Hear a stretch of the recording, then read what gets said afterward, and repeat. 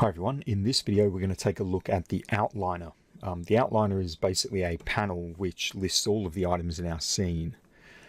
We can use the outliner to look at or visualize the hierarchies of our rigs.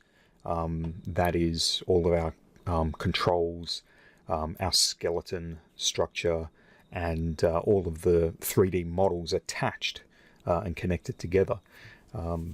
As a way of being able to identify or find objects within the rig. And we can also use the outliner for parenting. There's a separate parenting video showing you how to do that. But in this video, I'm going to show you how to do parenting within the outliner, as well as sort of just looking at the outliner itself. So there's a couple of ways of getting to the outliner for the beginner. The first one is from the Windows menu at the top of the screen, and it's just here, outliner. In older versions, you might find that the outliner might be in one of these other menus, such as the general editors, but more recent versions, you'll find it just here under the Windows menu. It's a really commonly used panel, so sort of having it here in an easy to reach spot's pretty important. So if we click on the outliner, you'll notice that it'll pop out sort of as a secondary viewport or a docked panel here on the left hand side of the interface. By default, in an empty scene, you should see our 4 viewport cameras: perspective, top, front and side. So those basically are, if we tap our spacebar, our perspective at the top here, the top view, which is just here, the front view, which is just here, and then the side view, which is just here. Now there are a lot of other items by default within the scene, but those are hidden, and usually you can see them if you switch out the DAG objects only. So if we turn that off, you'll see a whole bunch of other systems within the scene. Okay, and you might access some of these with much more advanced processes.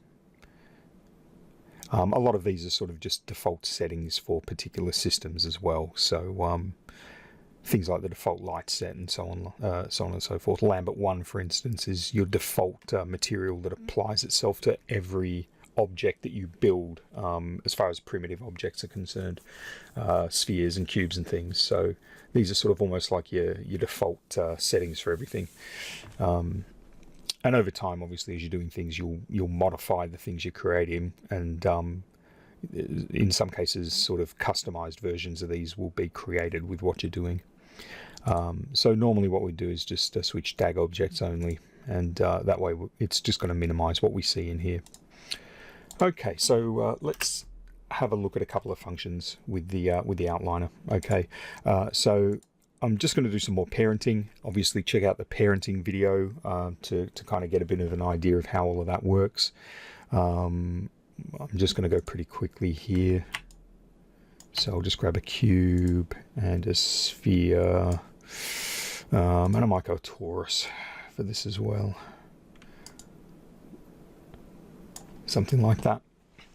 So you can see as I build these, they appear over here in the outliner list.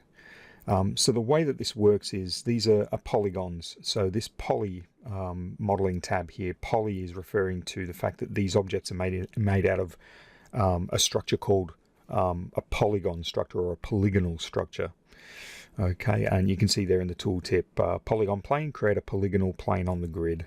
So that's what that tool is going to do. In fact, what that tool will do is create a single polygon object. That's a polygon plane. And you can see it's just a sort of a flat panel. So when you see an object in the outliner with this kind of icon, it means it's basically it's an object of some kind. And in this case, it's representing a polygon object or a polygonal object. The lowercase p in front of the name is signifying that it's a polygon. Then the following word is the actual shape. So we've got a cube, a sphere and a torus. So cube, sphere, torus. And then the number 1 at the end is indicating that that is the first of those objects to be created within the scene, within the current scene.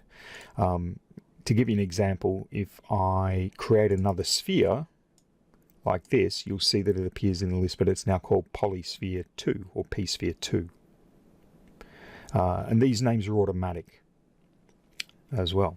Now, let's try creating another sphere. So if I duplicate the sphere using the duplicate command, just here, Control D, you'll notice that the new sphere is called P-Sphere 3. So it recognizes every time you create a new sort of primitive polygon object, it will automatically name it with a numerical value so you can differentiate between them.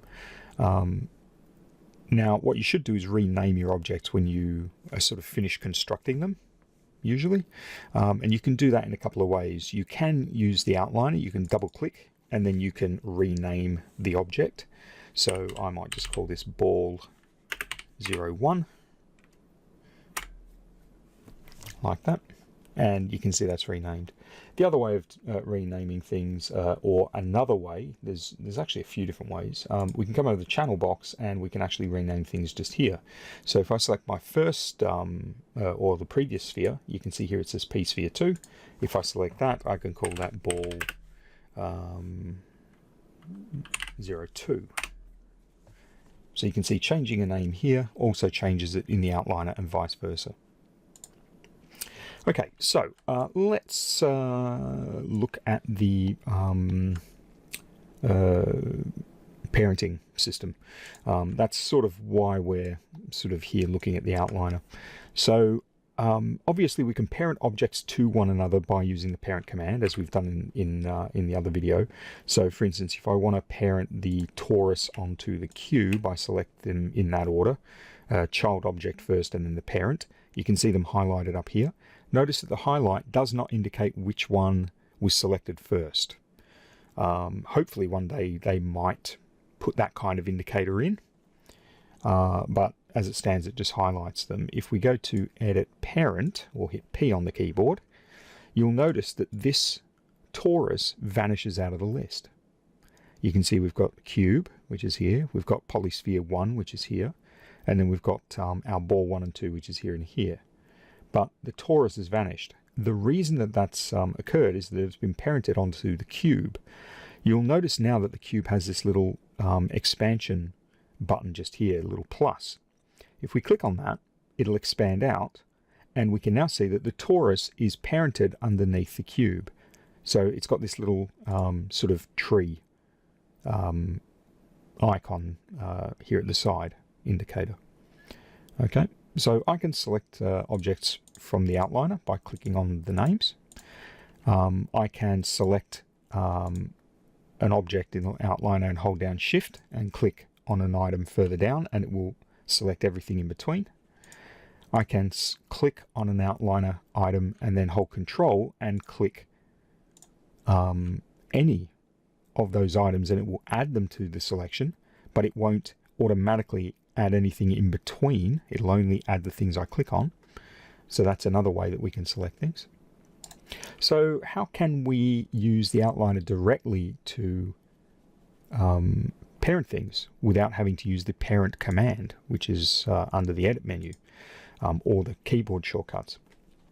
What we can do, let's say I want to select this sphere and parent this sphere to the torus.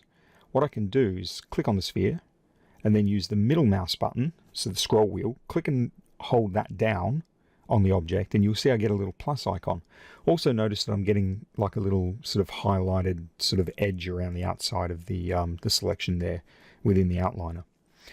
If I drag this up on top of the torus, I get a little highlight around the torus, a little dotted line. If I release the mouse button, it'll drop the object into a parented relationship with the torus.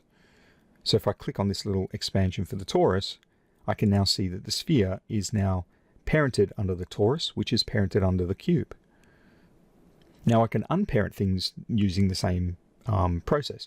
I can click and drag on the sphere with the middle mouse button, and I can drag it down. Now, if I drag down between items or objects, I just get a single dotted line.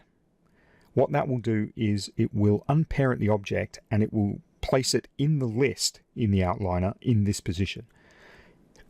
If I drag over another object and it completely encircles the object like that, the dotted line, it will parent it to that object like this.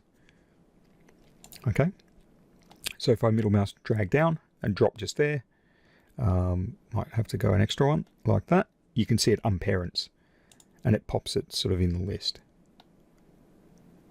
So I can reorder things in the list just by dragging them, and as long as I've got a single dotted line like that, it'll place them in those positions. So if I want ball 1 right at the top here, I can place ball 1 at the top by middle mouse dragging it. If I want to unparent something, I need to drag it sort of beyond the next thing on the list, or you know, I can pop it up here somewhere and it'll unparent it like that.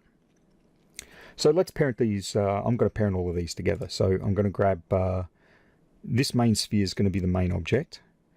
I'm then going to parent the cube onto that. Then I'm going to parent, I'm going to expand that out. I'm going to parent the torus to that cube. Then I'm going to parent each of these like this. So you can see now I've got all of these objects in a single hierarchy. They're all connected to at least one other object. Now, if I select the parent object, which is the one at the top of the list, by clicking on it, you can see that that will select all of them. And essentially, if I move the parent object, it's going to move all of them like this. If I select the next object down the hierarchy, that's going to select everything, including that object and below it in the hierarchy.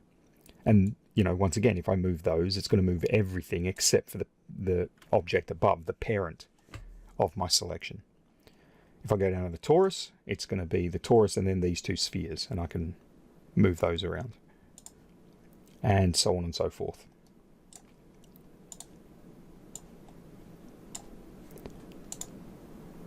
So you can see there we can use the outliner not only to see the hierarchy, to see what's connected to what, but we can also use it to actually make parented connections between objects. One last little thing. We can expand and contract these hierarchies all in one go by holding down the Shift key and clicking on the expansion button. So if I click on that, it's going to shrink the whole thing in. If I expand that out, you can see only the cube appears, like that. So if I hold Shift and click this one, it's going to expand all of them out, like that.